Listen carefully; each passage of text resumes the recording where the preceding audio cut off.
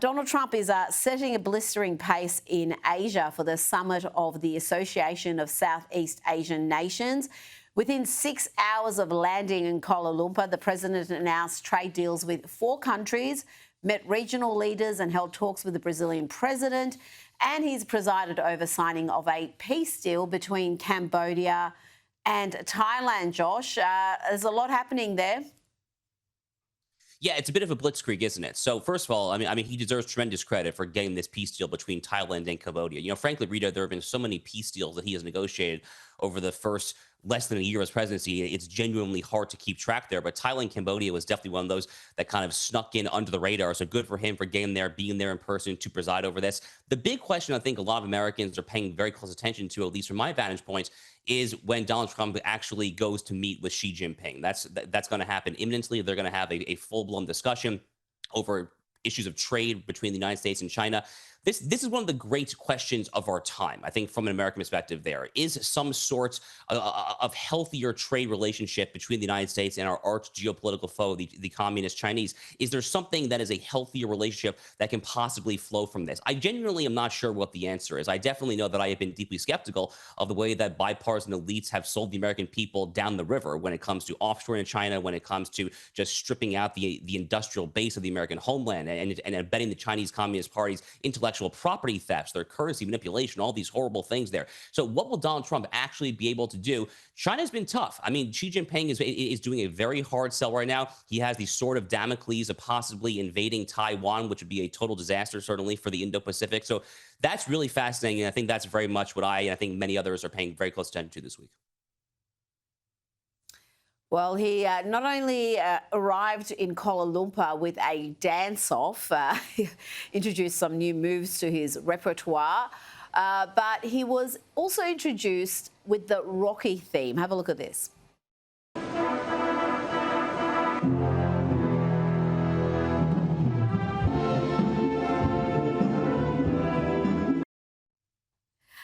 What will China make of the reception the president is receiving from Asian countries during this summit?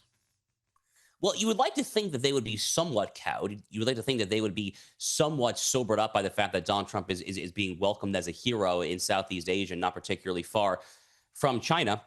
But Xi Jinping, Rita, is a fundamentally revolutionary figure. Xi Jinping, when you look at what he is doing to the Communist Party, when you look at the purges of his top-ranking military brass that he has done just over the past 2-3 years, I mean, he is now purging more military generals than I think even Mao Zedong himself reached over a similar time span. He is really consolidating power there. He is not a fan of the United States. He is not a fan of Donald Trump. So I would like to think that they will be sobered up a little bit by this grand welcome that Donald Trump got in Malaysia with the Thailand and Cambodia deal, place like that there. Unfortunately, I'm not entirely sure that I expect that. It's going to be a very tough trade. It's going to be a very, very tough negotiation between the United States and China there.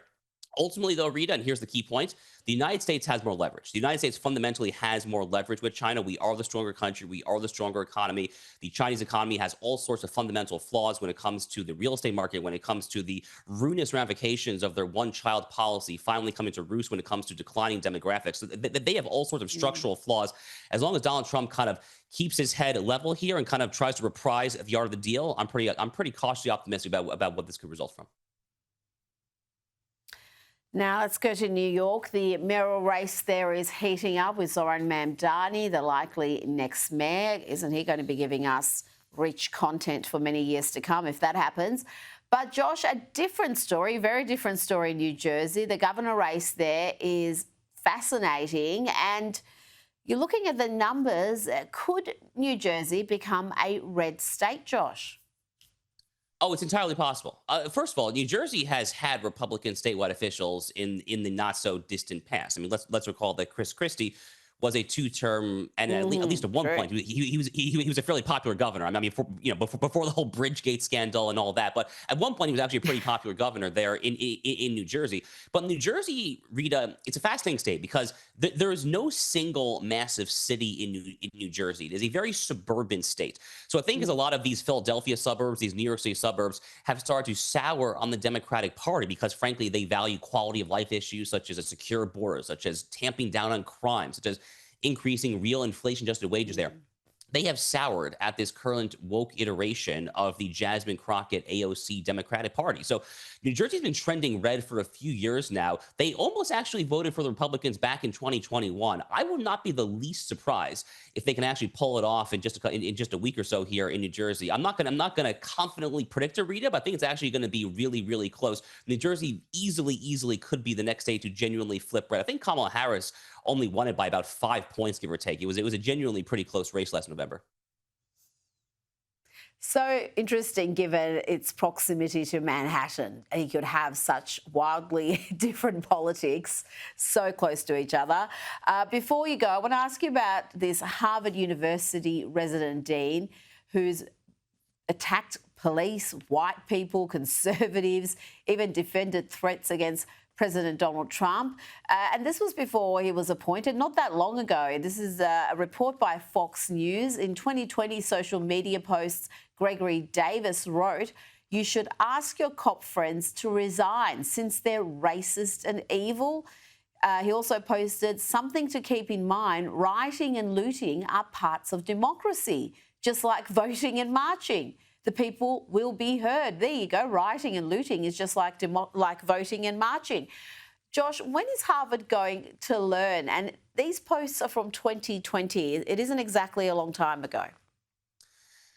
Sadly, Rita, this is hardly the only instance of recent Harvard professors going wild. There was actually an insane story that happened in one of the Jewish holidays. I can't remember which one it was. I think it was Rosh Hashanah, but it might have been Yom Kippur. It doesn't matter. But there was a visiting Harvard Law School professor who went to a synagogue just outside Boston, a very heavily Jewish area. It was either Brookline or Newton, Massachusetts, and fired like a pellet gun or a Nerf gun in a symbolic act of protest at the synagogue for what exactly? I mean, for being like Zionists or occupiers, I mean, all these various left wing buzzwords. And to my knowledge, that professor has actually not yet been disciplined. So Harvard is actually dealing with just utter insanity on multiple fronts. Now, Harvard has been really kind of taken to the woodshed, frankly, from Donald Trump. The Trump administration has done a really good job of trying to exact concessions from Harvard. Harvard had this 300 to 400 page memo where they basically admitted where they've erred in recent years there, and they pledged to do different going forward. I guess the question is, are you actually going to do different going forward? Because thus far, in the 2 to 3 months or so since that memo was released there, I mean, we've had numerous troubling data points there. Ultimately, I entrust that the DOJ Civil Rights Division, under the excellent leadership of Harmeet Dillon, they're going to continue to, I think, to hold Harvard's feet to the fire. And let's see what happens, I guess. Josh Hammer, thank you so much for your time.